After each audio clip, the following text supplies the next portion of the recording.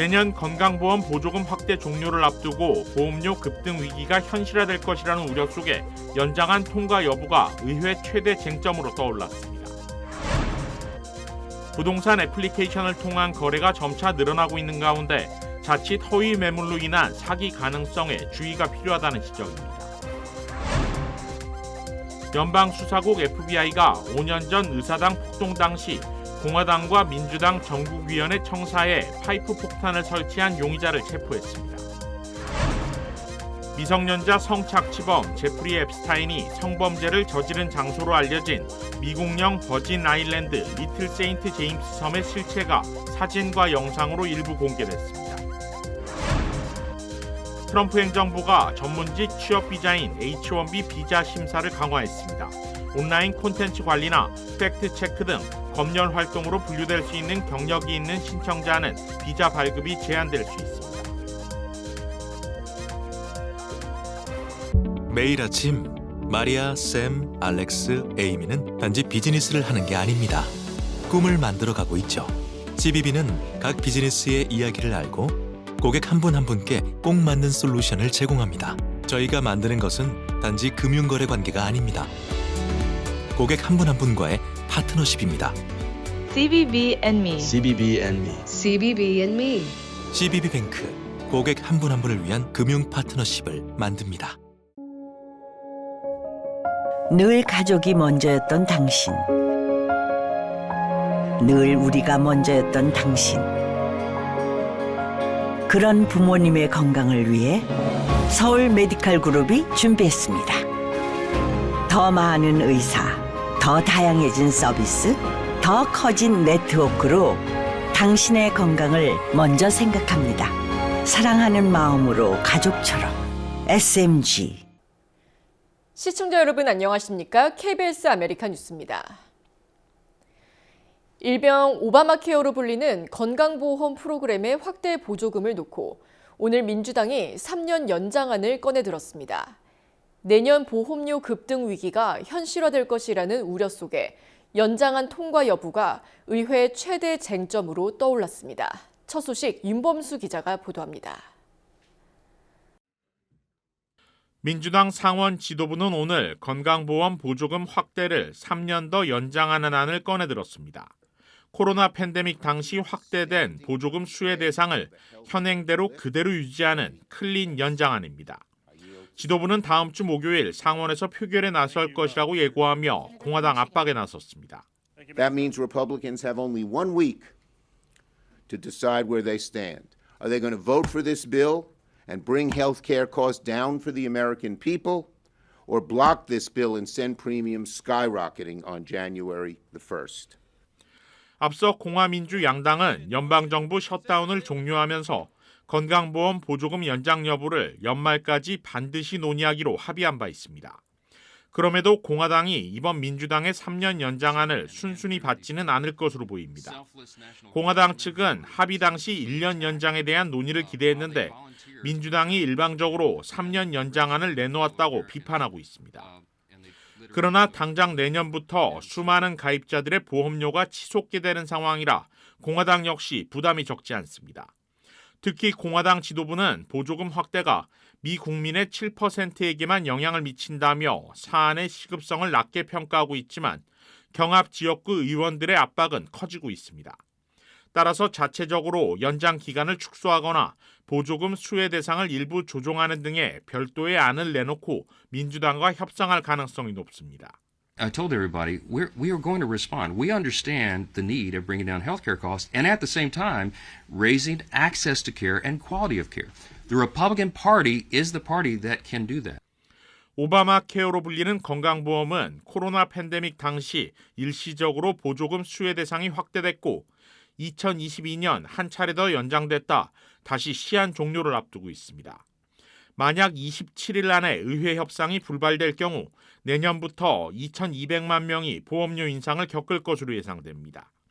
난항을 겪고는 있지만 내년 중간 선거를 앞두고 어느 정도 타협안이 나올 수 있다는 예상입니다. KBS 뉴스 윤범수입니다.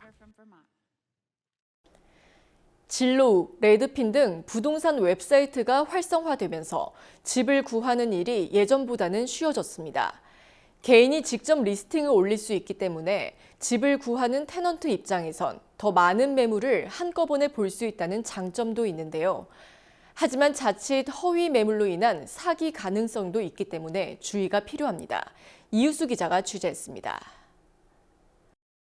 안전한 주변 환경, 우수한 학구는 부동산 임대 매물을 살펴보는 한인들의 최우선 고려 대상입니다. 이 같은 조건을 갖춘 주거지는 일반적으로 다른 지역보다 높은 가격대를 형성하고 있는데 가끔은 시세보다 낮은 가격에 매물이 나오는 경우도 있습니다. 이사를 가려고 하는 지역에 굉장히 괜찮은 가격으로 렌트가 나온 거예요. 3bedroom, 2beds 하면은 최소 5,200불, 300불, 그리고 많게는 막 6,500불, 7,000불까지도 쭉쭉 올라가는 동네였는데 그 집이 4,500불에 딱 나온 거죠. 박 씨는 경쟁력 있는 매물을 선점하기 위해 부동산 웹사이트 진로우를 통해 집주인과 대화를 이어가기 시작했습니다. 집주인은 박 씨 부부의 직장과 수입, 주소 등 개인정보를 물은 뒤 임대 매물에 세입자가 살고 있어 당장은 집을 보여줄 수 없다고 선을 그었습니다. 그러면서 먼저 지원서를 작성하면 온라인으로 집을 둘러보게 해줄 것이라고 언급했습니다.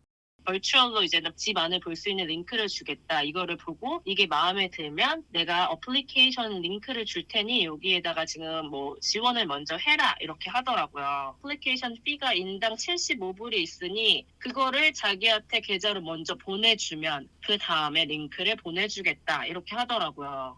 임대매물 입주 시 필요한 서류에는 신용점수 등 다양한 개인정보가 포함됩니다. 신용점수 등 관련 서류는 입주 신청자가 결제한 뒤 서류를 종합해 전달하는 것이 일반적이기 때문에 박 씨는 무언가 잘못되고 있다고 생각했습니다. 진로우의 관련 매물에 대해 질문한 박 씨는 실제 집주인과 자신이 대화를 이어나갔던 집주인이 동일 인물이 아니라는 것을 알게 됐습니다. 허위 매물을 이용한 사기였던 겁니다. 현저히 시세보다 싼 매물은 항상 의심해 보셔야 하고요. 그리고 집을 보시기도 전에 먼저 디파짓이나 월세를 요청을 한다면 위험 신호라고 할 수 있습니다. 부동산 전문가들은 진로우나 레드핀 같은 온라인 웹사이트에서 유사한 사기가 급증하고 있다며 주의를 당부했습니다. 요즘 부동산 사기가 굉장히 치밀해졌기 때문에 아무리 렌트라고 하여도 공인된 부동산 전문가나 검증된 프로퍼티 매니지먼트 회사를 통해서 하시는 것이 좋은 방법일 것 같습니다. 부동산 전문가들은 집주인 또는 집주인이 고용한 부동산 에이전트와 직접적인 만남을 통한 거래를 권고하며 이 같은 만남이 없는 상태에서 젤이나 벤모 등 송금 애플리케이션으로 돈을 보낼 것을 권유하는 경우 사기일 가능성이 높다고 강조했습니다. KBS 뉴스 이우수입니다. 연방수사국 FBI가 2021년 국회의사당 폭동 당시 공화당과 민주당 전국위원회 청사에 파이프 폭탄을 설치한 용의자를 체포했습니다. FBI가 영상에 포착된 용의자의 모습을 공개한 뒤 50만 달러의 현상금을 걸고 추적해 온 지 5년 만입니다. 김지숙 기자가 보도합니다. 바이든 전 미국 대통령 당선 인증 하루 전인 2021년 1월 5일. 미 국회의사당 인근 공화당과 민주당 청사에 폭탄을 설치했던 용의자가 체포됐습니다.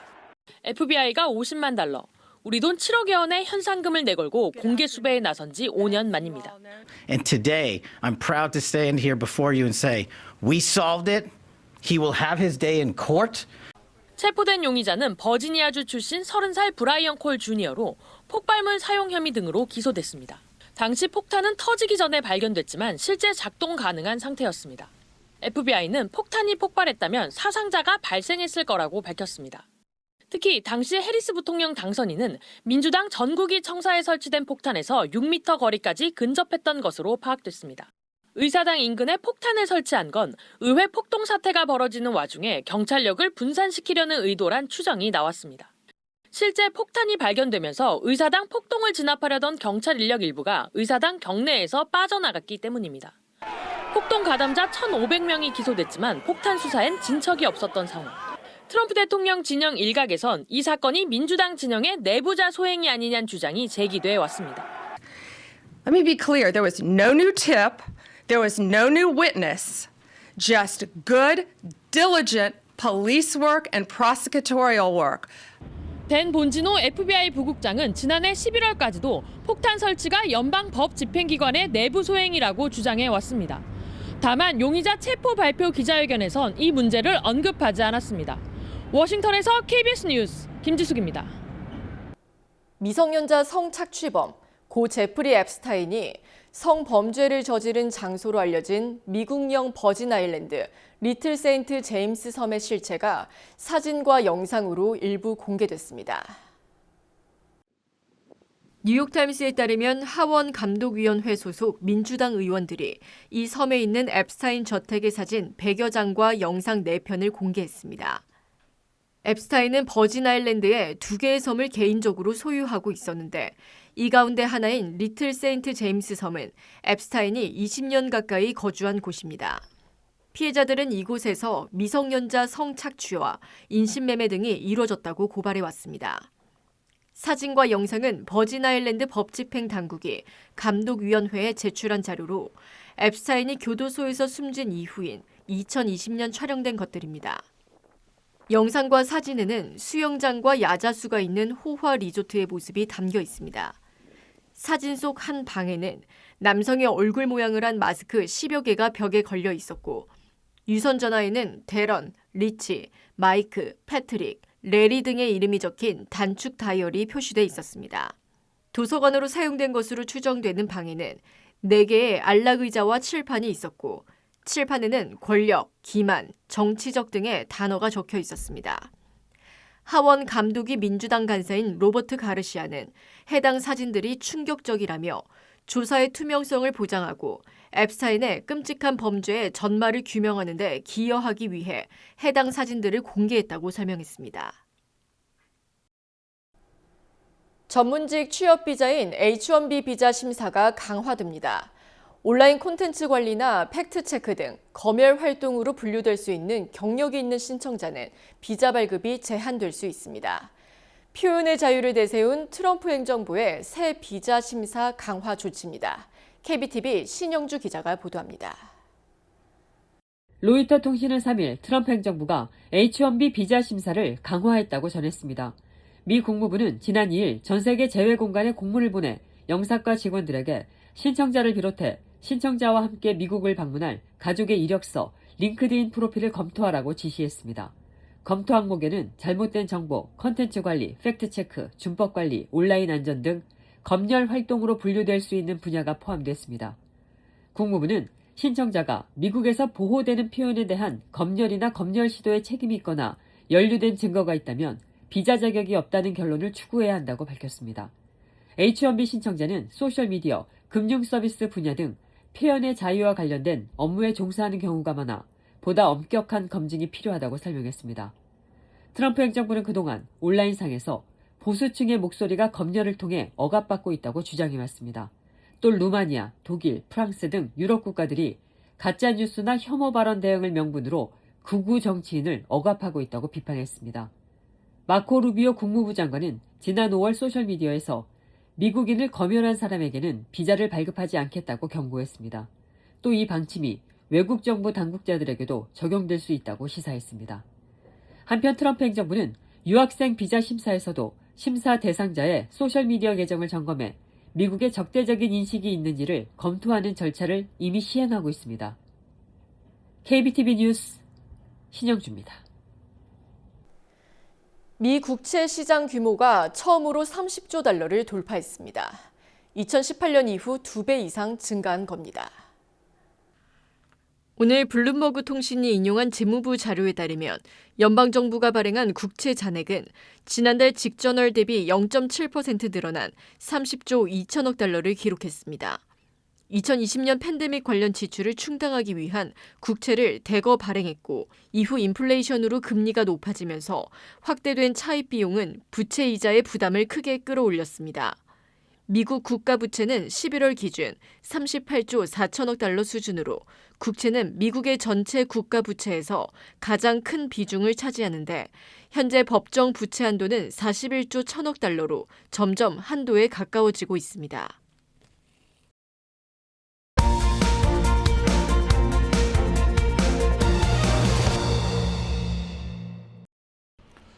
이슈 인사이드 시작합니다.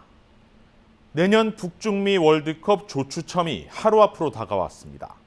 48개국으로 확대된 이번 대회는 FIFA 랭킹에 따라 1번부터 4번 포트로 나뉘는데 랭킹 22위 한국은 확대된 체제에서 처음으로 2포트에 배정됐습니다. 여기서 포트는 말 그대로 우리가 제비뽑기를 할 때 쓰는 팟, 항아리를 뜻합니다. 강팀끼리 초반에 붙는 것을 막고 또 대륙별 안배 원칙을 적용하기 위한 FIFA만의 추천 방식입니다. 가장 강한 1번 포트 팀들을 살펴보면 FIFA 랭킹 1위의 스페인, 음바페가 있는 프랑스, 2연패를 노리는 메시의 아르헨티나, 손흥민과 영혼의 단짝이죠. 해리 케인의 잉글랜드, 그리고 최근 한국을 5대0으로 대파한 전통의 강호 브라질까지 하나같이 한국 입장에선 버거운 상대입니다. 심지어 개최국 자격으로 1포트에 배정된 미국과 멕시코마저 한국보다 FIFA 랭킹이 높습니다. 그나마 한국이 2포트에 배정되며 10위권 팀들을 피할 수 있게 됐지만 그렇다고 3포트 국가들이 상대적으로 약한 것도 아닙니다. 손흥민 선수가 23골로 프리미어리그 득점왕을 차지한 다음 해 무려 36골로 단일 시즌 최다 득점 기록을 세운 괴물 공격수 엘링 홀란드가 있는 노르웨이가 첫 손에 꼽힙니다. 또 2014 브라질 월드컵에서 한국의 뼈아픈 패배를 안긴 알제리도 있습니다. 반대로 3포트에서 비교적 순위가 낮은 우즈베키스탄, 카타르, 사우디아라비아는 아시아 팀이라 한국과 같은 조가 될 수 없습니다. 변수는 유럽과 대륙 간 플레이오프입니다. 모두 6개 나라가 내년 3월 추가로 본선 진출을 확정짓는데 이 중 가장 유력한 팀은 월드컵 4회 우승에 빛나는 이탈리아입니다. 또 덴마크는 랭킹 21위로 한국보다 한 단계 높고 스웨덴과 티르키에도 월드컵에서 한국을 꺾은 바 있습니다. 문제는 이 강호들이 플레이오프를 거치는 탓에 본선에서는 4포트에 배정된다는 점입니다. 랭킹이 높은 팀들을 상위 포트로 올릴 수 있다는 예상도 있었지만 지난주 나온 FIFA의 결정은 4포트 고정이었습니다. 그렇다면 한국이 만날 수 있는 최상의 조는 캐나다와 남아프리카 공화국 그리고 뉴질랜드와 묶이는 조입니다. 조 1위도 노려볼 수 있는 조합입니다. 반대로 최악의 조는 아르헨티나와 노르웨이 그리고 플레이오프를 통과한 이탈리아가 한데 모이는 경우입니다. 이럴 바엔 차라리 1포트에서 유럽팀을 만나고 3, 4포트에서 잡을 수 있는 상대를 만나는 편이 낫다는 분석도 나옵니다. 내년 월드컵은 조별리그에서 3위여도 희망이 있습니다. 승점과 골득실, 다득점, 페어플레이 순으로 점수를 매겨 상위 8개 국가가 32강에 진출하는데 다만 이렇게 올라가면 토너먼트 첫 판부터 각조 1위를 상대해야 합니다. 결과적으로 16강 그 이상을 노리는 한국 대표팀에게 내일은 중요한 날입니다. 조 추첨식은 서부 시간 기준 내일 오전 9시 워싱턴 DC 존 F 케네디 센터에서 열립니다. 지피지기의 마음으로 지켜보시죠. 이슈 인사이드였습니다. 메디케어를 이용 중이신가요? 2026년 아스티바 헬스 플랜으로 월 185불 파트비 보험료를 지원받을 수 있습니다. 자세한 내용은 1888-688-8584로 문의하세요. 2026년 아스티바 헬스 플랜은 식료품과 일반 의약품 비용으로 연체내 2,880불까지 혜택을 드립니다. 사용하지 않은 금액은 다음 달로 2월됩니다. 자세한 내용은 1888-688-8584로 문의하세요. 글로벌 증시 강세가 이어지면서 전 세계 억만장자가 300명 가까이 늘어났다는 분석이 나왔습니다. 오늘 스위스은행 UBS의 올해 억만장자 보고서에 따르면 올해 4월 기준으로 세계에서 자산 규모가 10억 달러 이상인 억만장자는 모두 2,919명으로 1년 전보다 8.8% 늘었습니다. 이들이 보유한 총 자산도 1년 전보다 13% 증가해 15조 8천억 달러에 달했습니다. 올해 새로 억만장자 대열에 합류한 이들은 287명으로 팬데믹 대응 부양책으로 자산 가격이 급등했던 2021년 이후 가장 많았고 이들 중 91명은 물려받은 자산으로 새 억만장자가 됐습니다. 아시아나항공이 내년 1월 15일부터 5월 31일까지 LA 인천 노선의 운항을 한시적으로 감편한다고 밝혔습니다. 아시아나는 어제 현재 LA 국제공항에서 매일 오전 9시 10분과 밤 11시 30분 출발 등 하루 2회씩 운항하던 항공편 중 LA에서 밤에 출발하는 항공편 한 편씩만 운영할 계획이라고 밝혔습니다. 인천국제공항 출발편 시간은 한국 시간으로 오후 9시에 떠납니다. 아시아나항공은 내년 7월부터 다시 매일 2회 운항을 재개할 예정이라고 전했습니다.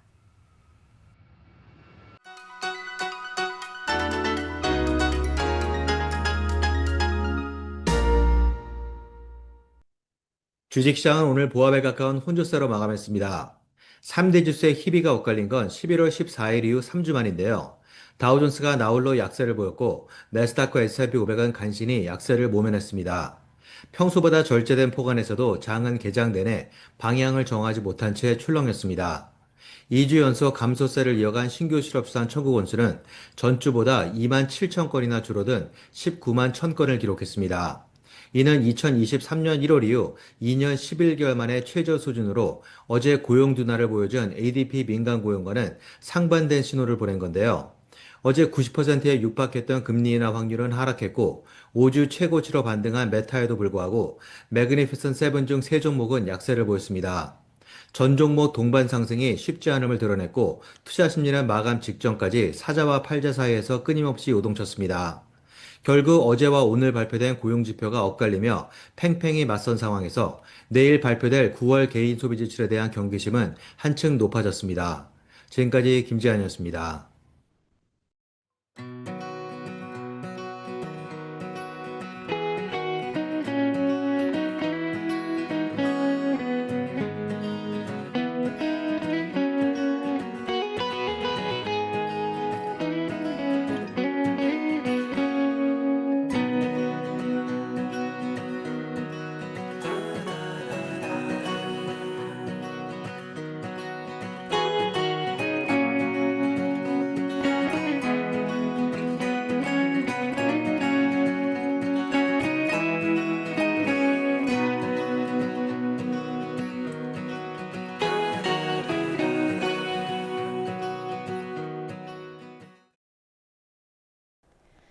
KBS 아메리칸 뉴스 오늘 소식은 여기까지입니다. 지금 LA 밤하늘에 올해 마지막 보름달인 콜드 슈퍼문이 떠올랐습니다. 콜드문은 말 그대로 차가운 달이라는 뜻인데요. 12월 긴 겨울밤의 시작을 알리는 북미 지역 원주민 문화에서 유래한 뜻이라고 합니다. 오늘 밤하늘을 보며 2025년 한 해를 보내기 전 이 순간이 여러분에게 작은 추억으로 남았으면 합니다. 편안한 밤 되시길 바랍니다.